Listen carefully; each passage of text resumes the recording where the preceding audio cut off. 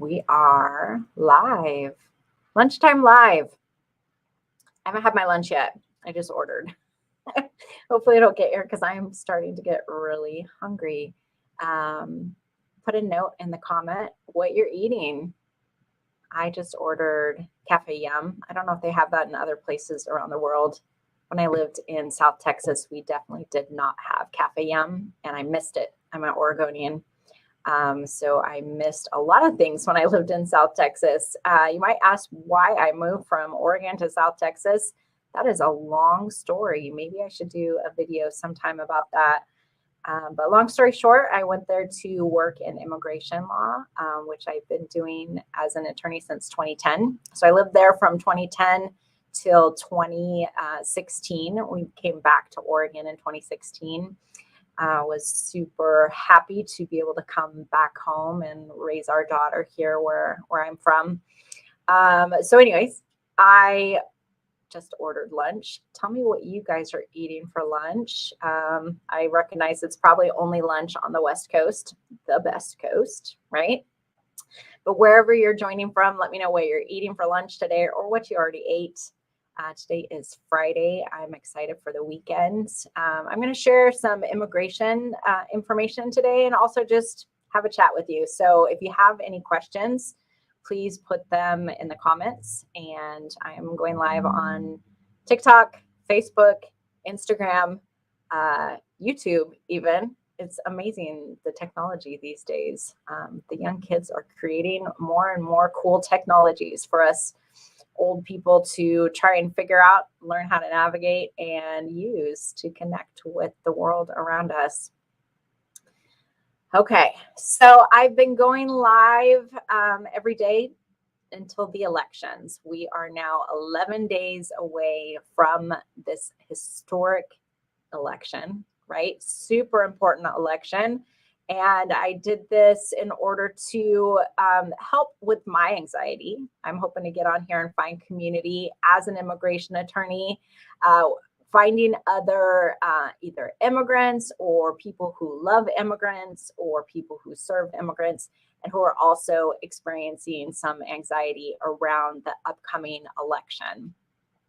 So I'm coming live here to share some space with everyone out in the world. It is amazing to me that we can connect in this way with so many people around the world, people that agree with us, people that disagree with us.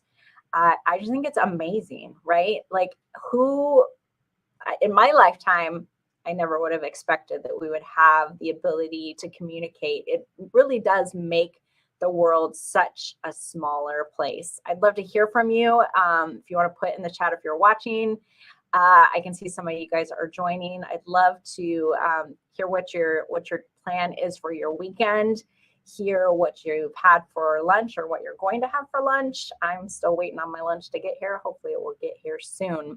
And tell me what you're doing this weekend. So here in our office at Molina Immigration, one of our favorite things to do is to help people get married.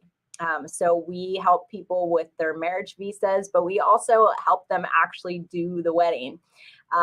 My husband is licensed in order to marry people. And so we have a space here in our office, and that is a part of a service that we offer. It's free to our clients, and we might start extending that to other people in the community too. But for now, it's a free service that we give to our clients. One of the favorite things that I love to do in our office, aside from helping these people also get a green card, is to be able to be a part of their special day, to do it in a way that is free for them. We provide a place where they can even bring some of their family and friends. And of course, it's not like a huge church wedding. It's not a big thing like that, but it doesn't need to be, right? It just needs to be a small civil ceremony. But we started doing that last year. Actually, we started doing that, and now we've been doing it more and more. This month, actually, we've already done like 4 weddings in our office, and we have another one tomorrow. So that's why I'm bringing this up and chatting about it. One of the things that we're doing tomorrow is a wedding in our office, and we provide the space, and my husband provides the ceremony, and we even do a little cake for afterwards. And the reason why we started doing that, and one of the reasons why it's so important to me to offer this to our clients, is because when my husband and I got married, we had like no resources.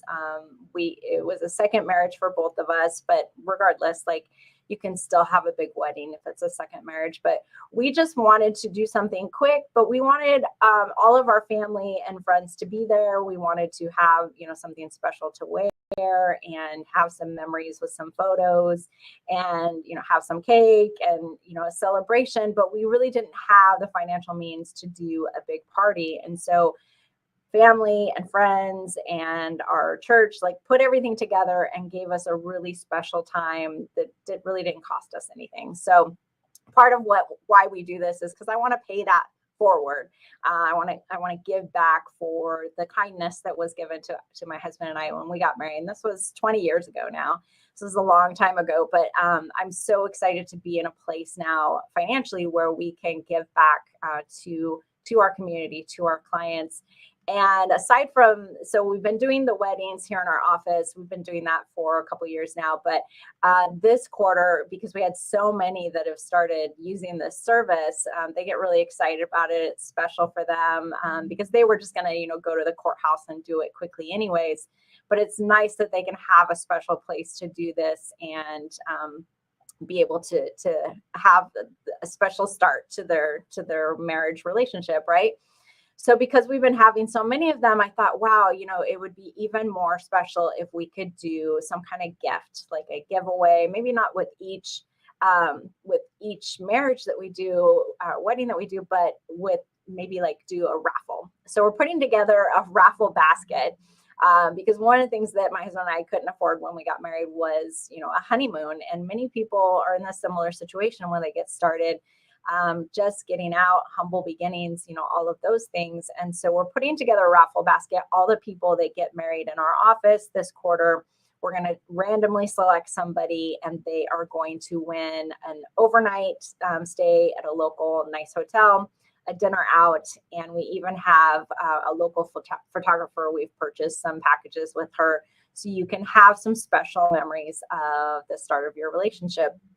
So again, this is a free service that we offer to our clients here in the state of Oregon. We serve clients all around the world, and I wish we could go to each of their places and help them get married there.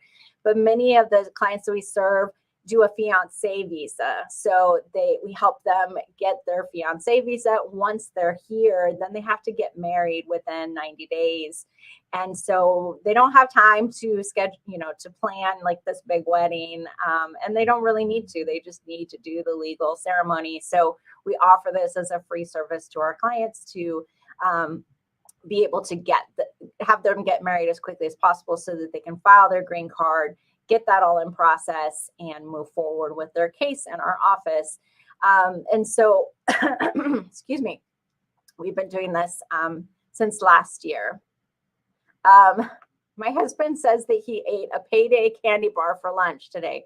Do you know that is not real food? Okay, it has peanuts. I guess it's some protein. I don't know. But I was asking people when I started the live, like, what are you eating for lunch? What's your plan for lunch?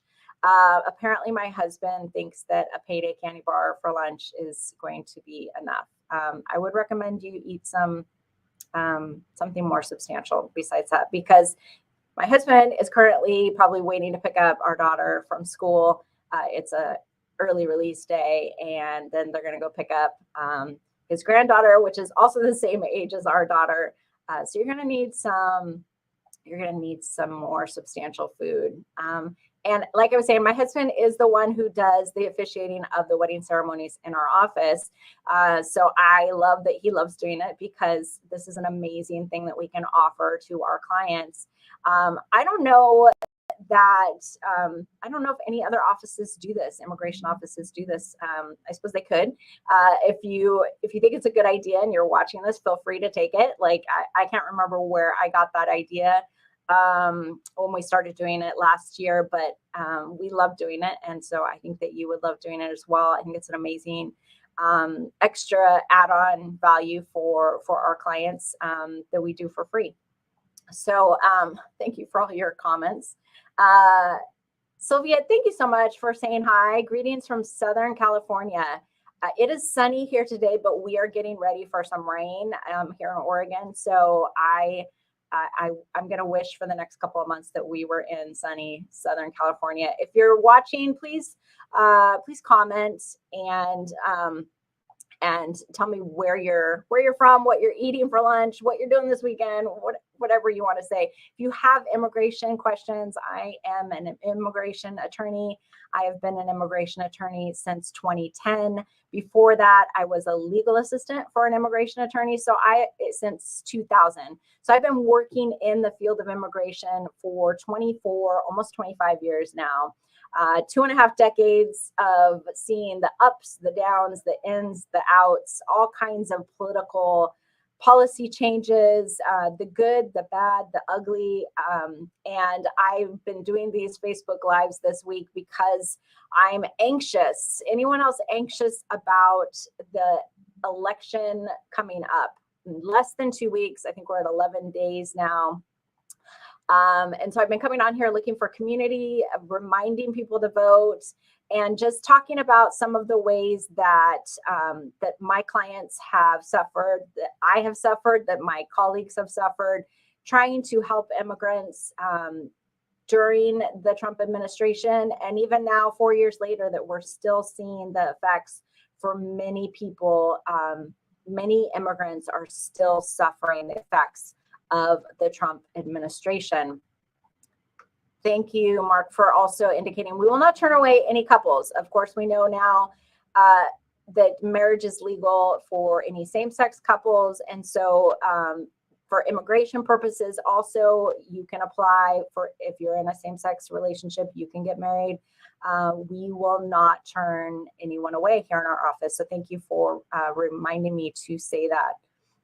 Sylvia, thanks for your comments. You're married to an immigrant. Oh, interesting. Thanks to Ronald Reagan's amnesty, he's a legal resident. Well, if he became a resident under Ronald Reagan, he probably should become a U.S. citizen. Let's talk about why he should become a U.S. citizen. And some of my concerns about Trump taking office are that he has made some really bold claims about how far he's willing to go to make immigration illegal in the U.S.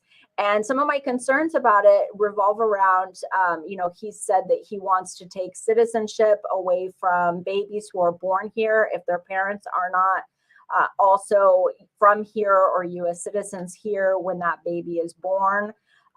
He has talked about, just mass deportations. And so one of the concerns that I have with my husband, I'm going to put actually one of his comments back up here. You can see there's my white face and there's his very dark face next to me.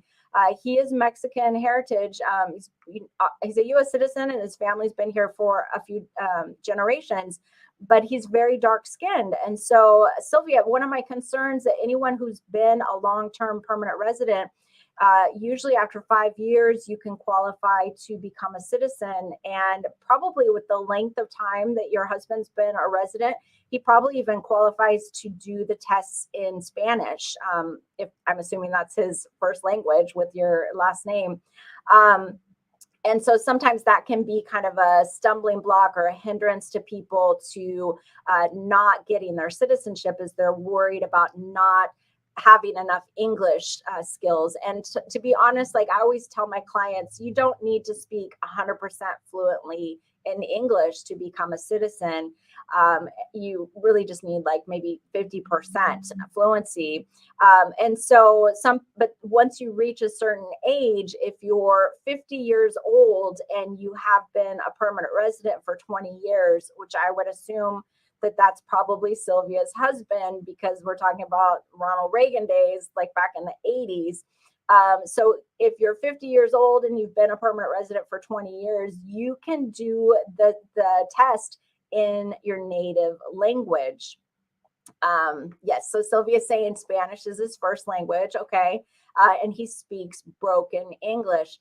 I would probably guess, like I'm saying, he probably would be eligible to do his citizenship in Spanish.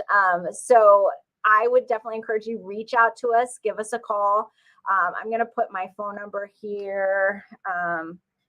and we have people answering the calls like 24/7. So you can give us a call there at our phone number. And you can find out if your husband could become a citizen. I always recommend that people apply for citizenship as early as possible. Number one, so that you could vote, right? There are a lot of immigrants right now in our country who do not like Trump's policies on immigration, but because they are not citizens, they cannot voice their opinion. They do not have the right to vote. Aside from voting privileges, we also recommend that people do their citizenship because there are so many ways that a resident can actually be deported.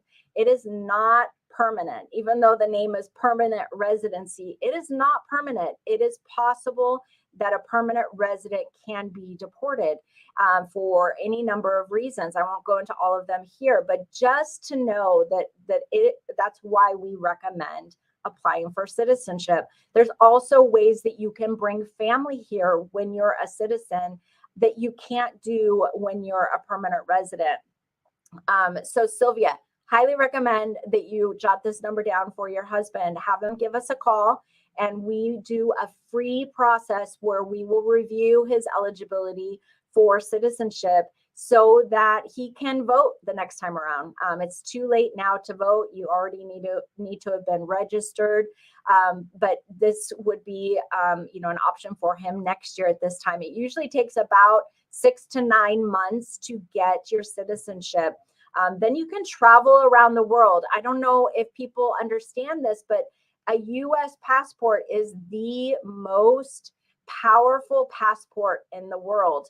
And let me tell you, when 2016 happened and then 2020 happened, I felt very anxious that I did not have my passport. It had been expired for a couple of years. And so the very first chance that I got, I renewed that passport. And whenever I travel with the US passport, I'm able to get into countries that many other people from other countries can't go into. I'm able to stay there longer. Another reason why I recommend that residents get their citizenship is that you can lose your residency just from being outside the country for too long. So like during COVID, many permanent residents ended up being stuck out of the country because they traveled, and then due to travel bans, they couldn't come back. And so then you're at risk of losing your permanent residency. But if you're a citizen, you can leave the country and never come back, but you'll still be a citizen. Or you can leave and live for long periods of time outside the country. That is one of my goals in life, is to be able to live and work or retire wherever in the world. My husband and I are really looking forward to that day. Sylvia, you're welcome. I am grateful that you came on with those questions. And if anyone has any other questions, please put them here. We are doing a lunchtime chat. I am coming on every day until the elections, which is in 11 days. My purpose is to remind people to vote. My purpose is to encourage people, to encourage other people to get out and vote, and to talk about what life was like for immigrants during the previous Trump administration. I don't believe it will be any better if we have Trump again. In fact, I believe it will be 10 times, if not 100 times worse. And I'm not exaggerating. And I'm not making this up, because this is all public information. This is all things that have come out of Trump's mouth himself, that he wants mass deportations. He wants to close the borders completely. And I know that there are many people who have many different opinions about this, but to me, it is very concerning that a nation that was built by immigrants and has been made strong by immigrants could potentially become a place where immigrants are no longer allowed. Just let that sink in.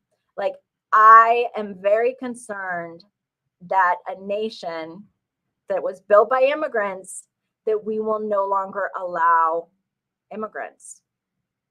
Have you seen that movie, A Day in the Life Without an Immigrant? Or it might have been A Day in the Life Without a Mexican. It's been a while. So I think that movie's like 20 years old. But if you could just look around in your communities, in your cities, in your neighborhoods, what would life be like without immigrants? And you may not know who's an immigrant, right? Some people assume that if you're brown, that you're an immigrant. Some of my family, when I married my husband, he's dark skinned, he's Mexican heritage, but he's a US citizen. They assumed that he was an undocumented immigrant because of his color. And so now my husband has to deal with anxiety of, if Trump is going to start mass deportations, if he takes office, who's to say who gets rounded up and who doesn't, right? Who's to say who's safe and how dark your skin can be in order for you not to be safe? I don't know. I'm wondering, I've never done an invitation for a live, but my husband is on here. So I'm wondering if I can invite him to join me on the live on TikTok. Oh, okay. I think you're coming on. Oh, I can hear you. Can you hear me? I can hear you. Can you hear me? I can. I don't know if it's going to pick it up on my Facebook and Instagram live. So I might have to repeat what you say, but thanks for joining. I'm just talking about how, our concerns about mass deportations and what that would look like for someone, like you who has dark skin. Can you speak to that, Mr. Molina? Well, yes. I mean, when Trump won the election in 2016, people began to immediately ask me if I was here legally, how long my family had been here, did I have the right to work, was I a legal resident, and this went on repeatedly. And it wasn't the first time; it happened both times that I ran for political office here where we live in Springfield, Oregon. And when all the years I was coaching and being in Scouts as a leader, it's a pretty predominant question for someone who looks like me. And with the threat of Trump becoming president, creating detention centers, giving voice to facilitating mass deportations, I don't believe, because the Supreme Court will have given him basically kingly type powers or king type powers. People would be thinking that I'm an illegal immigrant or here permanently, whatever it is, whatever the situation is, and I could be stopped and picked up just by virtue of the color of my skin. So I have to prove my citizenship because of the color of my skin, whereas Caucasian people are given the automatic assumption that, oh, they must be Americans or real Americans because they're white. And because I'm brown, I must not be. Right. Exactly. And that's something that someone with my color skin has never had to experience, who will never have to experience, and cannot say that like we even understand what that feels like. Yeah, when people, I remember the first time I went to a church here when I exited military service, the gentleman said to me, what farm do you work on? And I said to him, I was upset. I got upset because that he had the audacity to ask me that question. And I said to him, what is it about my demeanor? What is it about my language? And what is it about my appearance that you think I'm nothing more than a migrant worker? And there's nothing being wrong with a migrant worker, let me say that. But I had just exited military service, and I know that I was carrying myself in a very authoritative manner. But he went on to say, well, I've never met anyone that looks like you that hasn't worked on a farm, so I just guessed that you did. Yep, exactly. Yeah. Thank you for sharing that. I know you're picking up our daughter, so I don't know how much longer you can stay on. But I always appreciate hearing my husband's perspective because it's real. it's reality. And I don't think it's something that most people who are my color have ever heard. They've definitely never experienced it. So they've never thought about what it feels to walk a day in the shoes of someone with dark skin and have these biases, these perceptions, these discriminations just immediately, be put on you just because of how you look, right? Right. When I ran for city council both times, several people in the community told me, "We don't want you here. You're not welcome here. This isn't your country. Go back to Mexico. Take all your people with you. Take these restaurants and these stores. You're turning our downtown into Little Mexico, and it's starting to stink. You guys are bringing leprosy. You're bringing diseases and AIDS and just all manner of foul accusations, unafraid to say those things.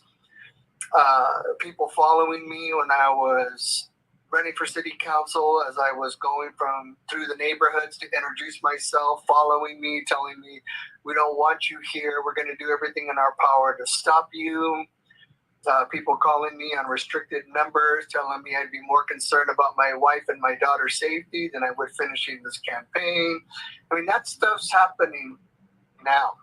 And it seems like it's strange in 2024, but it's real. Look at the rhetoric coming out of the Trump campaign. It is not a joke. And I'm concerned if he wins, that people will then believe they have the license to commit open violence against someone they consider to be an immigrant or an illegal immigrant or an undocumented immigrant, however they say it. I'm concerned that people will feel like they have the right to harm others if they think they're here from some strange foreign country bringing diseases.